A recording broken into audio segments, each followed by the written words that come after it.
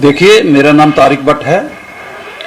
12 जुलाई की बात है कि 12 जुलाई को नेशनल कॉन्फ्रेंस की तरफ से जम्मू में एक महाराजा हरि सिंह जी पार्क में एक नेशनल कॉन्फ्रेंस की तरफ से बहुत बड़ा जलसा रखा गया था, जिसमें रियासी के भी 400-500 आदमी जो वहाँ पर शामिल हुए थे।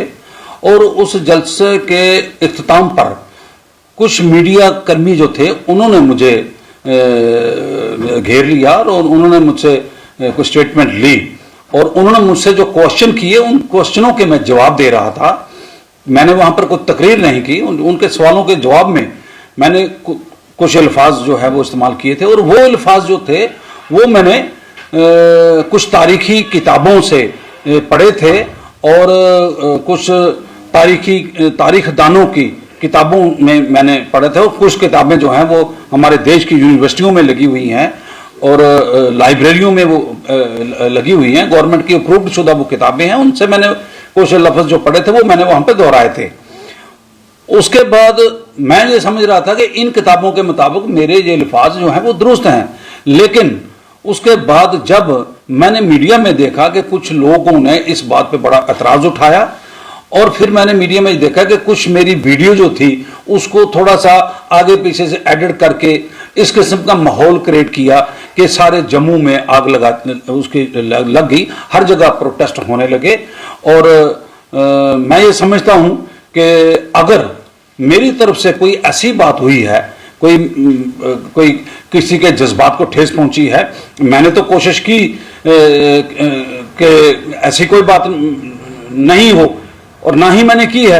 मैंने महाराजा हरि सिंह जी के बारे में ये कहा कभी भी कि मैंने उनकी तौहीन नहीं की, ना कभी उनके खिलाफ बोला हूँ। रियासी के अंदर महाराजा हरि सिंह जी के और जनरल जोरावर सिंह जी के और महाराजा प्रताप सिंह जी के जितनी भी तकरीबें होती हैं, जहाँ मैं जाता हूँ, मैं खुद डोगरा हूँ, मैं डोगरा हिस्ट्री पढ़ी हुई है, मैं वहाँ पर जाकर के उनके जो किए हुए करिश्मे हैं, जो काम हैं, उनको मैंने वहाँ पर दोहराता हूँ, उनको उजागर करता हूँ।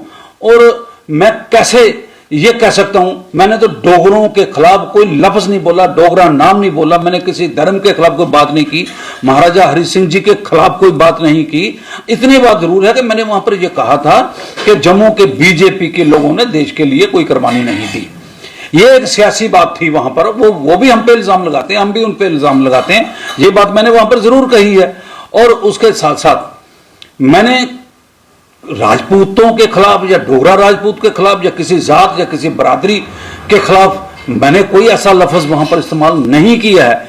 लेकिन फिर भी अगर इस बात को लोग जो समझते हैं कि मैंने जो कुछ भी कहा वो गलत था, तो मैं ये समझता हूं कि मेरी पार्टी के जो प्रोविंशियल सेक्रेटरी हैं, जब उन्होंने इस बात की वजाहत की है कि तारिक भट्ट ने जो लैंग्वेज वहाँ पर यूज़ की है वो उससे मैं सहमत नहीं हूँ और मैं उन्होंने जो कहा है वो गलत है, तो फिर मुझे समझ आए कि शायद ये किताबें जो हैं ये गलत हो सकती हैं, क्योंकि किताब लिखने वाला कुछ भी लिख सकता है। तो मैं ये समझा कि मैंने जो कुछ वहाँ पर कहा है शायद मैं गलत था, इसलिए मेरे लफ्ज़ों से, मेरे बोलने से अगर जम्मू के लोगों के जज्बात को ठेस पहुंची है, अगर जम्मू के लोगों को दुख पहुंचा है, तो मैं उसके लिए माजरत ख्वाह हूं। मैं नहीं चाहता, मैंने सारी जिंदगी 50 साल हुए मैंने अपनी जिंदगी वक्फ करके रखी है लोक सेवा में और सारी जिंदगी मैंने दे दी है। मैं लोगों को नाराज नहीं कर सकता हूं। मैं अगर लोगों की खिदमत करता हूं तो लोगों को कैसे नाराज कर सकता हूं। लिहाजा जम्मू के लोग अगर मुझसे नाराज हैं तो मुझसे बड़ा बदकिस्मत इंसान कोई नहीं हो सकता है। मैं राजपूत सभा का भी शुक्रिया अदा करता हूं कि उन्होंने रियासी आए, उन्होंने प्रोटेस्ट किया, उन्होंने नाराजगी का इजहार किया, मुझे कुछ सीखने को मिला है, मैंने उनसे भी कुछ सीखा है।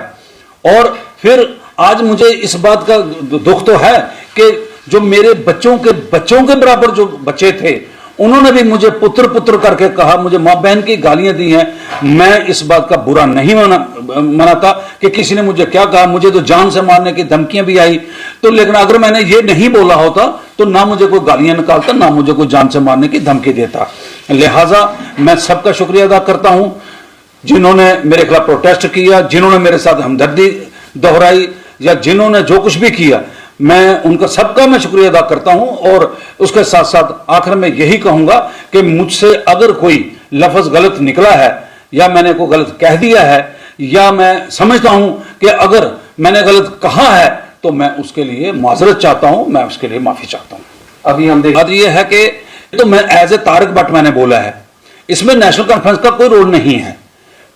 बाकी नेशनल कॉन्फ्रेंस तो इसकी वजाहत कर चुकी है ना, हमारे सूबाई सेक्रेटरी जो हैं बशीर साहब जो हैं, उन्होंने ये कह दिया है कि तारिक भट्ट ने जो कुछ कहा है हम उससे इत्तेफाक नहीं रखते, तारिक भट्ट ने जो कुछ कहा है गलत है, और मैंने तस्लीम कर लिया, मैंने तस्लीम किया कि मुझसे गलती हुई है और जिसके लिए मैं माफी मांगता हूं। इसमें नेशनल कॉन्फ्रेंस का कोई रोल। देखिए राहुल जी, मैं आपको एक बात बताता हूं कि रियासी के अंदर बम बम बोले की एजिटेशन आपने देखी, सबसे आगे मैं था।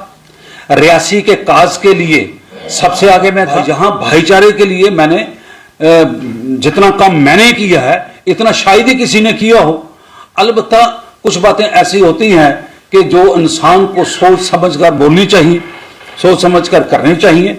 मैं फ्यूचर की बात क्या, मैं तो करता ही नहीं था, लेकिन जो मैंने मेरे मुंह से जो निकली है वो किताबी बातें थी। अगर वो किताब गलत थी तो फिर इसका मतलब यह है कि मैं गलत हूं, तो हो सकता है वो किताब ही गलत हो। तो इंसान को यही कोशिश करनी चाहिए कि कोई भी बात मुंह से जो निकले उसका सोच समझ कर निकले, जिसका किसी को ठेस ना पहुंचे, किसी के जज्बात को तकलीफ ना हो, किसी के दिल को दुख ना पहुंचे। ये तो एक इंसानियत भी है और इंसान का फर्ज भी है। मैं कोशिश करूंगा कि आइंदा के लिए ऐसी कोई बात ना। देखिए घर में बर्तन होते हैं वो खड़कते भी हैं, घर के बच्चे अपने मां बाप से लड़ते भी हैं। अगर मेरे भाई लड़ करके उन्होंने एक डिमांड रखी थी कि तारिक भट्ट माफी मांगे, घर में बच्चा भी कहता है कि मुझे 500 रुपए दे दो, मुझे चाहिए, तो देते हैं ना मां बाप। उनकी डिमांड मैंने कर दी पूरी। अगर वो चाहते थे मैं माफी मांगू तो मैंने मांग ली। मुझे उनसे कोई गिला नहीं है, मुझे उनसे कोई गिला शिकवा नहीं है। जहां मिलेंगे जो मेरे बच्चों की उम्र के होंगे मैं उनको बच्चा समझ के उनके साथ बात करूंगा। जो भाई की उम्र के होंगे या मेरी उम्र के होंगे उनको भाई समझ के करूंगा। जो बुजुर्ग होंगे तो उनको अपने वालिद का दर्जा दूंगा। मेरी उनके साथ कोई गिला कोई शिकवा जो है वो नहीं है।